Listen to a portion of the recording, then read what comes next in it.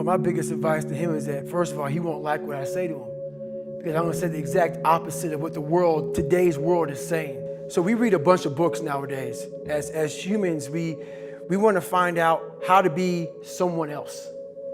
What we don't do is we don't go inside. So literally turn yourself inside out. Read the book that's like we're writing a book every day of our lives, but we never read that book. So what I would challenge this young man or young woman to do is you have to look inside of yourself to see what you really want. What are you passionate about? We use these words and these little phrases of only the strong survive and all this other crap. They're all just fucking words. I get so tired of hearing people just talking. Like right now, someone may think Goggins is just talking. You don't know me. So when I speak from passion, I speak from experience, I speak from suffering. I have to tell this young man or woman that the only way I believe, and this is my experience in life, the only way you're ever going to get to the other side of this journey is you have got to suffer to grow. To grow, you must suffer. And some people will get it and some people won't. But they have to see what their journey is to start their journey. Several people live to be 100 years old and they have great lives and they have great kids. Their kids go to college and all sorts of stuff. But somewhere in their life, there was a point where they had a decision to make. They can go left or right on this path. Left was the easy route. Right was the hard route.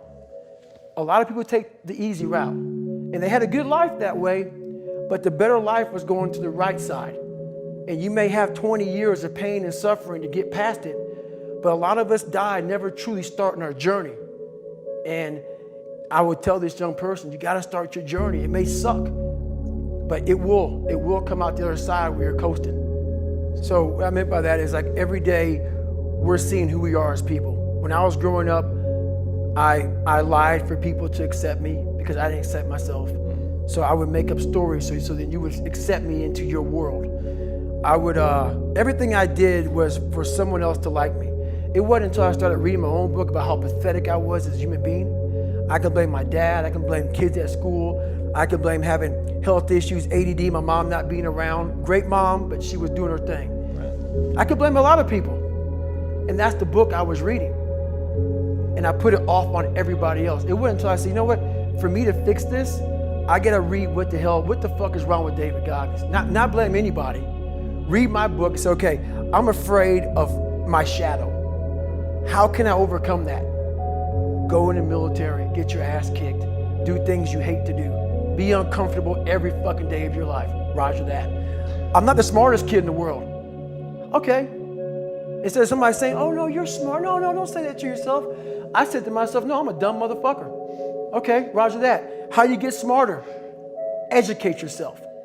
That when you look in the mirror, that's the one person you can't lie to. So every morning I would shave my head thinking, God, I would reflect back on some of the lies I may have told somebody or some of the ways I acted that I didn't feel comfortable doing. And I did it to impress other normal people. The key word there is normal, everyday people. I was trying to make other people like me. How pathetic is that? So this mirror would always tell me, my reflection would say, God, you are a pathetic man. How does that feel every day to be this way? So I would just start having myself accountable. How did I attack today? How did I attack yesterday? And if I didn't do something I was proud of, I'd write down a sticky note and I would fix it. So then my senior year in high school, it was a totally different David Goggins. Can you give an example of something that you wrote down and fixed? All right, there was a lunch table. I wanted to sit the cool guy lunch table, man. I wanted, even though everybody was calling me a nigger all the time, I wanted to try to act like somebody I wasn't so I could fit in. And I sold my soul to the devil, trying to act like, no, I'm David fucking Goggins. That's who I am. And so I wrote down on a piece of paper, fuck the table, sit by your fucking self. And that's what I did, and guess what happened? My table became a table people started sitting at. Because a whole bunch of people in that lunchroom felt exactly like I did.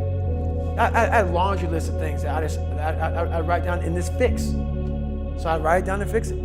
Were there things that you looked to for role models, people that you were like taking ideas from, like why pull your pants up? If that's the popular style, like what was giving, either you were the single most insightful person I've ever met, which by the way is entirely possible having listened to enough of your material, or like you had a treasure trove of people that gave you great ideas. Even if they were like fictional or movie or, you know, athletes or whatever, but. It was funny, man. One movie I watched all the time was Rocky. Great choice. Rocky 1. And I related to Rocky a lot because of kind of, you know, one of the smart guy, just tried real hard. And the one scene that I related a lot of my life to, still to this day, was Rocky 1, round 14.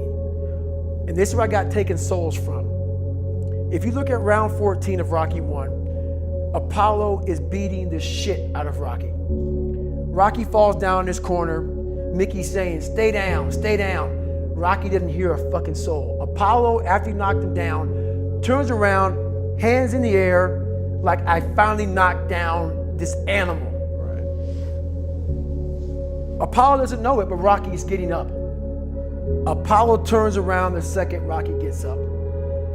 And Apollo looks at Rocky, and Apollo looks at him with a look of like Rocky just took his soul. Apollo shakes his head, and Rocky has his gloves and he motions towards Apollo. Come on, motherfucker, I'm still here. And this song comes on that I played. So when I brought the Guinness Book of World Records, it took me 17 hours to do 4,030 pull-ups. There's so much amazing stuff on you. All right, so last question. What is the impact that you want to have on the world? The impact I want to have on the world is, it's a great question, man. And it's a question that I've been asked many times. And I have several answers for it. But the biggest one is we are all great. No matter if you think you're dumb, no matter if you think you're fat, no matter if you are fat, no matter if you've been bullied, or no matter if you just got back from Iraq or Afghanistan and you have no legs or your arms or whatever, man. We all have greatness. You gotta find the courage. You gotta find the courage to put your Bose headphones on and silence the noise out of this world and to find it. And to find it because it's out there, but it's gonna take hard work, courage, self-discipline. It's gonna take all the non-cognitive skills. All the non-cognitive skills to be great. You know, smart is good, all this stuff is good, that's all cognitive.